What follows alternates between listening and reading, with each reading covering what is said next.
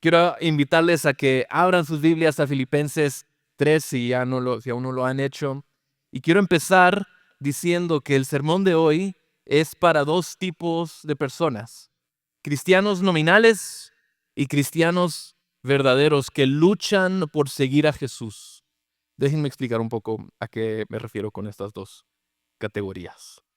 Acabo de regresar hace unos días de un viaje. Pasé 10 días en Indonesia para visitar a nuestros hermanos y hermanas plantando iglesias en algunos de los lugares más difíciles del mundo.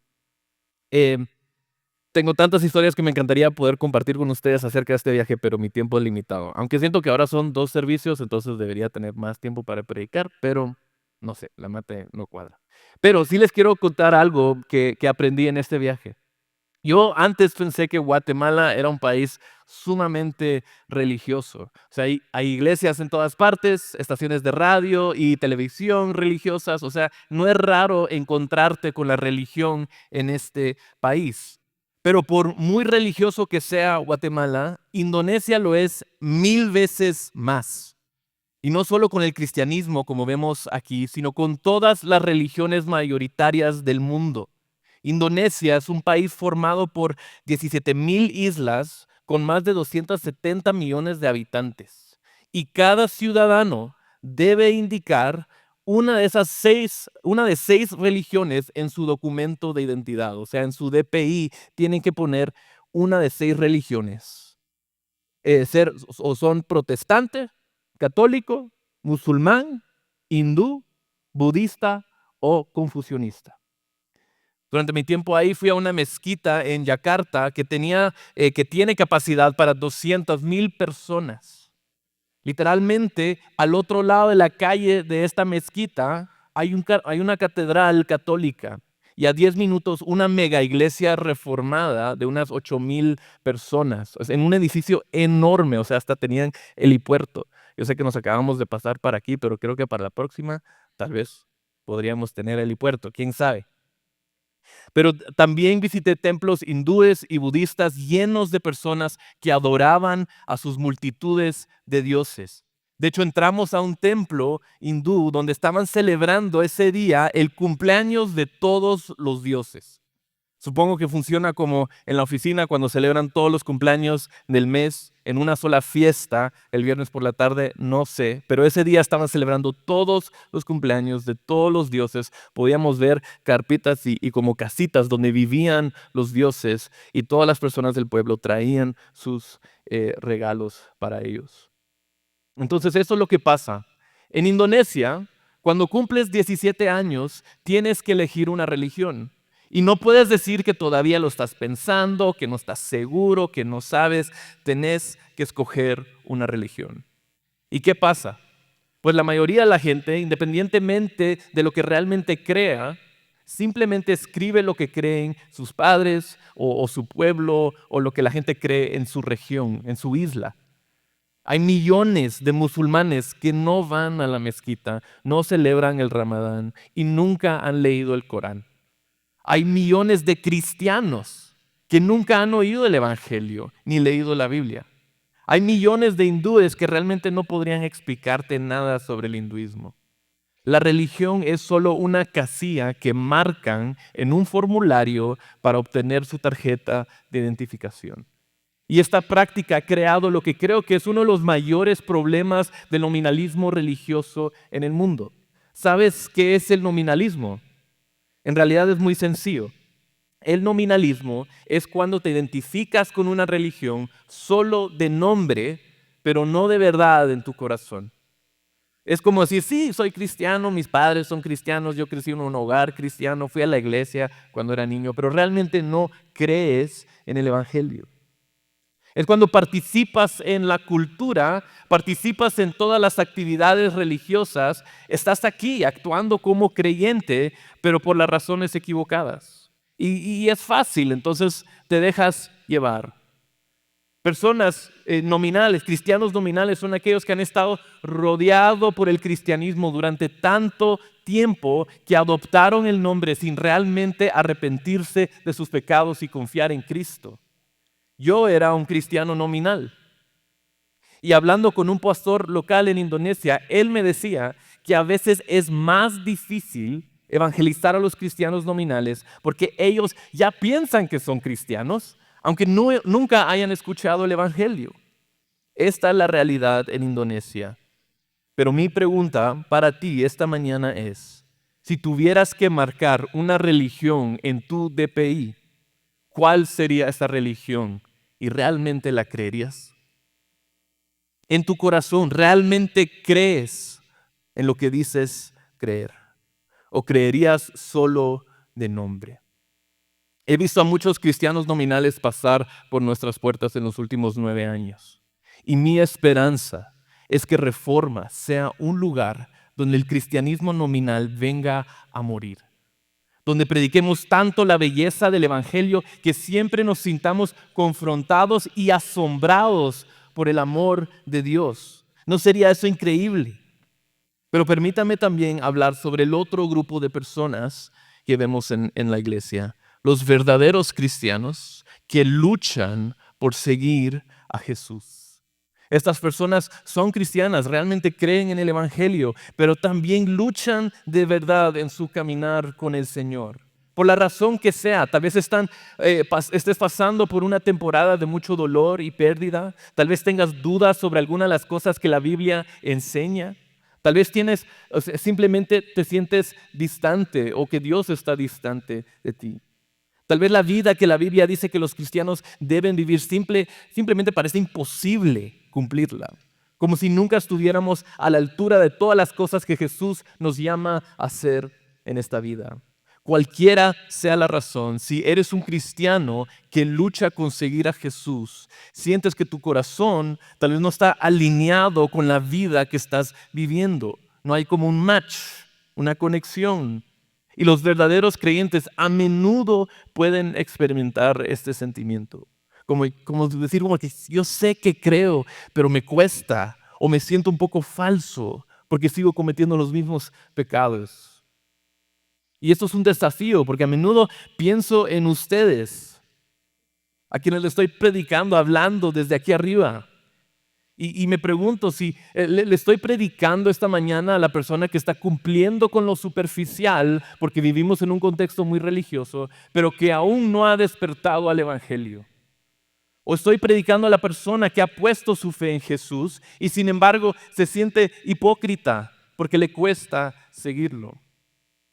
Hay algo de estos que estos dos tipos de personas tienen en común. Para ambos, lo que son por dentro y lo que hacen por fuera no coincide. Para el cristiano nominal, toda la actividad religiosa externa no coincide con su corazón. No hay una creencia verdadera. Y para el cristiano que lucha, sí cree y confía en Jesús en su corazón, pero le cuesta convertir esa creencia en acción. Y esa lucha le hace dudar de su fe o incluso de la bondad de Dios. Dicho de otro modo, hay quienes hacen mucho con sus manos, pero no tienen corazón, y hay otros que tienen el corazón correcto, pero les cuesta demostrarlo con sus manos. Esta mañana quiero hablarle a las personas que se encuentran en estas dos categorías. Y creo que la temporada de Adviento presenta un momento perfecto para hablar sobre esta dinámica que muchos de nosotros estamos experimentando. El Adviento es una temporada en la que como iglesia celebramos y recordamos las venidas de Jesús. En Navidad siempre pensamos en el nacimiento de Jesús, esa es la primera venida. Pero el Adviento nos recuerda que no solo debemos celebrar su nacimiento, sino también vivir esperando el día en que Jesús regrese nuevamente para hacer nuevas todas las cosas. Esperamos su segunda venida. Y por eso durante las próximas 4 semanas vamos a examinar 4 formas diferentes en 4 pasajes distintos que nos muestran cómo la venida de Jesús en el pasado y en el futuro transforma nuestras vidas aquí y ahora. Así que esta mañana quiero buscar en las Escrituras la respuesta a esta pregunta. ¿Cómo puedo saber si soy un verdadero creyente, no solo nominal? ¿Y qué puedo hacer cuando tengo dificultades para creer y obedecer a Jesús? Entonces leamos Filipenses 3, vamos a ir verso por verso haciendo algunas observaciones. Versículo 1 dice: por lo demás, hermanos míos, regocíjense en el Señor. A mí no me es molesto escribirles otra vez lo mismo y para ustedes es motivo de seguridad. Cuídense de esos perros, de los judaizantes.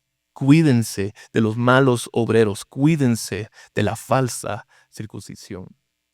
En este momento, en Filipenses 3, encontramos una iglesia que está pasando por un momento difícil. Habían personas en la iglesia que estaban enseñando cosas contrarias al evangelio, pero también muchos cristianos estaban sufriendo por causa del evangelio, incluyendo a Pablo, quien está escribiendo esta misma carta desde la cárcel. Pero en medio de todo esto, Pablo les escribe con el propósito de animarles a que continúen avanzando y creciendo y velando por la fe. Entonces, en este capítulo, Pablo está dando una respuesta a la pregunta, a particular a esta pregunta: ¿cómo somos salvos? ¿Cómo se aplica nuestra salvación a nuestro crecimiento, a nuestra santificación? ¿Cómo podemos experimentar lo que Dios ha hecho por nosotros en el Evangelio? Y bueno, Pablo nos llama a regocijarnos incluso en medio del sufrimiento, pero en el siguiente versículo, en el versículo 2, nos da una advertencia. Cuídense de los malos obreros, de la falsa circuncisión. ¿De qué está hablando Pablo aquí? Pues en el Antiguo Testamento la circuncisión era una marca de separación para el pueblo de Dios. Esa marca significaba que pertenecías a un grupo de personas que estaban en una relación de pacto con Dios. La marca de circuncisión representaba el compromiso del pueblo con Dios de obedecer y vivir bajo su ley, y Dios también hizo un compromiso con ellos, con su pueblo, de ser fiel a sus promesas y de bendecirlos. El problema es que el pueblo, ustedes saben la historia, no obedece a Dios, no son fieles hacia Dios, constantemente buscan ídolos. Viven de acuerdo a sus propios deseos y crean sus propias tradiciones y siguen esas tradiciones en lugar de seguir a Dios. Entonces, porque fallan en cumplir la ley, Dios hizo un nuevo pacto con ellos. Y en este nuevo pacto hay una nueva circuncisión, una nueva marca. Y aquí estamos hablando del pacto, del nuevo pacto en Cristo Jesús. Este pacto en Cristo se trata de reconocer que no puedes cumplir la ley por tu propia cuenta, pero si confías en Jesús, pero debes confiar que Jesús lo ha cumplido en tu lugar. El nuevo pacto en Cristo no se trata de cumplir, sino de confiar. Ese es el pacto que tú y yo tenemos en Cristo. Y la marca de este pacto no es una marca física, sino del Espíritu. Es el corazón regenerado. Por eso Ezequiel dice: les daré un nuevo corazón y pondré un espíritu nuevo dentro de ustedes. El corazón regenerado no gana su salvación por buenas obras, sino por la buena obra de Jesús en la cruz. Es un corazón que recibe su salvación para poder hacer buenas obras. Ahora, el problema es que hay algo en nuestra naturaleza pecaminosa que hace que deseemos ganar la salvación por nuestra propia cuenta, ¿verdad? No por confiar en Cristo, sino por nuestras obras. Y en este caso vemos en el contexto que los religiosos en ese día no solamente trataban de cumplir la ley, pero incluso se habían inventado otras tradiciones que Dios no había establecido para poder cumplirlas también y así sentirse más santos. A esto se refiere Pablo cuando habla de los perros, de los judaizantes, quienes estaban tratando de practicar una salvación por obras. Son malos obreros. Esto Pablo lo llama una falsa circuncisión. Estaban tratando de marcar su relación con Dios con una marca que Dios no les había dado. Ahora, ¿cómo puedes identificar hoy a alguien de la falsa circuncisión? Personas de falsa circuncisión son todo comportamiento, pero nada corazón. Todo obras, pero cero confianza en Cristo. Son personas que tienen una vista tan pequeña de su propio pecado que piensan que sus obras son suficientes para salvarse. Estos pueden hacer buenas obras, pero obran para justificarse a sí mismos. Ellos operan bajo una falsa circuncisión. Iglesia, el fin de hacer buenas obras nunca ha sido porque así ganamos el favor de Dios o porque es bueno hacer cosas buenas. Hacemos buenas obras porque Dios es bueno. Y en su bondad, Él envió a su Hijo a morir por nosotros en la cruz para perdonar nuestros pecados, impulsarnos hacia el bien, hacer el bien hacia otros. Nuestras obras no son el camino para acercarnos hacia Dios, sino evidencia de que Dios se ha acercado a nosotros. Entonces, padres, aquí hay algo para ustedes. Es fácil, como padre, caer en la trampa de querer un hijo bien portado y nada más. Y es fácil también pensar que porque el comportamiento por fuera está bien, que todo dentro de su corazón también lo está. Y esto simplemente no es cierto. ¿Cuántos de nosotros nos hacíamos los hijos perfectos delante de nuestros padres para que nos dieran permiso a salir con nuestros amigos y hacer cosas que ellos nunca aprobarían? Muchos no lo saben, pero hace más de 10 años yo fui maestro de Biblia en este mismo colegio. Y recuerdo cuando me reunía con los papás de los estudiantes, habían padres que genuinamente estaban interesados en el discipulado y crecimiento espiritual de sus hijos, y otros que solo querían que sus hijos sacaran buenas notas, que no se metieran en problemas y que terminaran en una buena universidad. Y no hay nada malo con querer ni tener hijos bien portados. De hecho, debemos procurar enseñarles a caminar en los pasos del Señor, obedeciendo a Dios, viviendo a la luz del Evangelio. Pero parte de eso significa enseñarles que son pecadores y que su comportamiento no los puede salvar, sino que necesitan a Jesús. Niños bien portados pueden sacar buenas notas, pero no pueden salvarse a sí mismos. Y los judaizantes eran niños muy bien portados, con las mejores notas, que estaban trágicamente perdidos en su propio pecado. Sigamos leyendo. Filipenses 3, versículo 3 dice: porque nosotros somos la verdadera circuncisión, que adoramos en el Espíritu de Dios y nos gloriamos en Cristo Jesús, no poniendo la confianza en la carne, aunque yo mismo podría confiar también en la carne. Si algún otro cree tener motivo para confiar en la carne, yo mucho más. Circuncidado a los 8 días de nacer, del linaje de Israel, de la tribu de Benjamín, hebreo de hebreos, en cuanto a la ley fariseo, en cuanto al celo perseguidor de la iglesia, en cuanto a la justicia de la ley, hallado irreprensible. O sea, ¿quiénes aquí pueden decir eso? O sea, a ver, ¿quién fue el mejor niño? El niño mejor portado. ¿Quién fue el que sacó las mejores notas? ¿Quién fue el MVP de los judíos? Pablo está diciendo, ¿quieren comparar? ¿Quieren medir santidad a nivel superficial, en santidad exterior? Midamos, yo gano. Pablo fue el tata en cuanto a cumplir la ley. O sea, no solamente conocía la ley y las tradiciones, o sea, y las practicaba. Recuerden que antes de su conversión, él estaba tan apasionado por la ley que mataba a aquellos que no la cumplían. Y consideremos esto por un momento, desde una perspectiva humana. Pablo tenía todas las características deseables de un buen líder. Era apasionado, valiente, inteligente, tomaba iniciativa y tomaba riesgos. Él se comprometió completamente con la visión judía y la puso en práctica. Cualquier congreso de liderazgo o libro de autoayuda podría poner a Pablo como modelo ejemplar. Pero interesantemente, todas estas características Pablo las tuvo antes de conocer a Cristo. Y para él, estas cosas, sus logros y su prestigio, no eran ganancia, no eran la manera de ganar en esta vida. Versículo 7 dice: pero todo lo que era para mí ganancia, lo he estimado como pérdida por amor de Cristo. Para Pablo, y así debe ser para nosotros también, cualquier ganancia es pérdida en Cristo, porque Cristo es mejor que cualquier cosa que podamos ganar por nuestra propia cuenta. Ganar todo menos Cristo es perderlo todo. Perder todo menos Cristo es ganarlo todo. Pablo sabía que ni sus obras ni su prestigio delante de otros hombres eran suficientes para justificarse delante de Dios. Todo lo que antes estaba en la columna de ganancia, su prestigio, sus logros, su poder, su obediencia, ahora en Cristo está en la columna de pérdida. De la misma manera, todo lo que antes estaba en la columna de pérdida, conocer a Cristo como el Mesías, algo que era repugnante para los judíos, eso ahora era ganancia.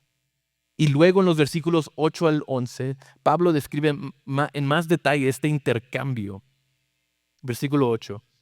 Y aún más, yo estimo como pérdida todas las cosas en vista del incomparable valor de conocer a Cristo Jesús, mi Señor. Por Él lo he perdido todo y lo considero como basura, a fin de ganar a Cristo y ser hallado en Él, no teniendo mi propia justicia derivada de la ley, sino la que es por la fe en Cristo, el Mesías, la justicia que procede de Dios sobre la base de la fe, y conocerlo a Él, el poder de su resurrección y la participación en sus padecimientos, llegando a ser como Él en su muerte, a fin de llegar a la resurrección de entre los muertos.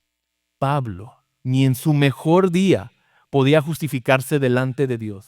Cualquier obediencia o prestigio que él tenía antes no se comparaba con conocer a Cristo. Y realmente en el versículo 9 vemos que la verdadera justicia no procede de sus logros, sino que procede de Dios sobre la base de la fe y conocerlo a Él.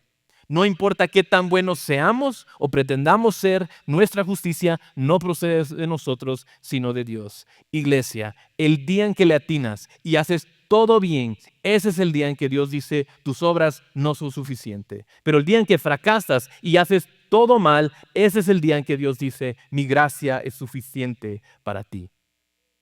No hay nada lo suficientemente bueno que puedas hacer para ganar el favor de Dios, ni hay nada lo suficientemente malo que puedas hacer que Él te niegue su gracia. No se trata de ganar tu favor delante de Dios. Se trata de reconocer que eres un pecador y confiar en que Jesús ya sufrió la pena de muerte en tu lugar para darte vida. Recordemos el contexto. Porque aquí Pablo hace una conexión interesante con los padecimientos de Cristo, con su sufrimiento. Pablo, antes de conocer a Cristo, tenía poder y prestigio. Pero Pablo, después de conocer a Cristo, ¿qué recibió? Mucho sufrimiento y dolor. Pablo valoraba más la presencia de Cristo en su vida que la condición de las circunstancias de su vida. Estas palabras son solo un eco de lo que Cristo dijo en Mateo 16, versículos 25 y 26. Porque el que quiere salvar su vida la perderá, pero el que pierda su vida por causa de mí la hallará. Pues ¿qué provecho obtendrá un hombre si gana el mundo entero, pero pierde su alma? ¿O qué dará un hombre a cambio de su alma? Esto me recuerda mucho a la frase célebre de Jim Elliot, un misionero que murió en el campo misionero. Él dijo, no es tonto el que da lo que no puede guardar para ganar lo que no puede perder. No es tonto el que entrega su vida en este mundo para ganar una vida eterna con Cristo. Pablo pone como meta estar en Cristo, conocerlo y conocer el poder de su resurrección y compartir en su sufrimiento. Compartir en su sufrimiento no significa tratar de ganar nuestra salvación a través del sufrimiento, sino más bien significa identificarse más con Cristo, experimentar el poder que le dio a la vida nueva y entender mejor el amor del Salvador que sufrió la muerte para poder resucitar y resucitarnos a nosotros también. Cada cristiano que sufre tiene un Salvador que también sufrió para que su pueblo no tuviera que sufrir para siempre. Nuestro sufrimiento en el pasado no se compara con la gloria que experimentaremos en el futuro. Y eso no quiere decir que nuestro sufrimiento no es real o legítimo, pero sí quiere decir que no será en vano. Iglesia, es importante no vivir solo a la luz de lo que viene inmediatamente. Nuestras vidas no se tratan únicamente de lo que experimentamos hoy, sino lo que viviremos por la eternidad. Y cuando examinamos nuestras vidas bajo el foco de la eternidad, una cosa queda clara. Dios nos salva no solamente de nuestras malas obras, sino también de las buenas obras. Ahora, ¿a qué me refiero con eso? Hay algunos pecados que son muy obvios, que los vemos y decimos, eso obviamente Dios no aprueba de eso, ¿verdad? cosas que claramente Dios me salvó de esto. Pero Filipenses nos muestra que Cristo nos salva no solamente de una vida de malas obras, pero también de una vida de buenas obras hechas con la mala intención de tratar de ganar nuestra salvación. Si quieres ver el grado, el profundo, la profundidad de nuestra naturaleza pecaminosa, solo recuerda que el hombre es capaz de tomar cosas que no son pecado, cosas no pecaminosas, y pecar a través de ellas. Por ejemplo, considera la generosidad. Los fariseos hacían esto y nosotros lo hacemos hoy también. Algunos podemos ser generosos porque creemos que es posible torcer la mano de Dios con nuestras ofrendas. Dios, si te doy algo, dame algo a cambio. O somos generosos para cubrir nuestros pecados pasados. Sentimos vergüenza y sabemos que hicimos mal, pero por lo menos esta semana di una ofrenda grande. O podemos ser generosos para que otros nos vean y digan, wow, esta persona sí ama a Dios y sí está comprometido con el Señor. Mira, qué tan generoso, lo generoso que es. Algunos de nosotros somos como las prostitutas y los ladrones que Jesús encontró, quienes eran culpables de pecados escandalosos y obvios. Pero otros somos como los fariseos, quienes eran culpables de cometer buenas obras para autojustificarse delante de los demás. Ambos eran pecadores, ambos necesitaban a Jesús. Seas prostituta o ladrón, fariseo o maestro de la ley, todos necesitamos a Jesús. Entonces, digamos que leemos este pasaje, hemos escuchado esta prédica y ahora sentimos como que, ok, ya, lo entendí. Todo aquí en Filipenses 3, ¿verdad? Reconocemos que esto no se trata de nosotros, de nuestras obras, que el sufrimiento no es una señal de que Dios nos ha abandonado, sino que estamos dispuestos a sufrir porque Jesús también sufrió por nosotros, nos lo está usando para santificarnos y no hacemos buenas cosas con el fin de tratar de cumplir la ley y autojustificarnos delante de Dios, sino que confiamos plenamente para nuestra salvación. Digamos que, ok, todo eso ya lo entendemos. ¿Qué pasa ahora?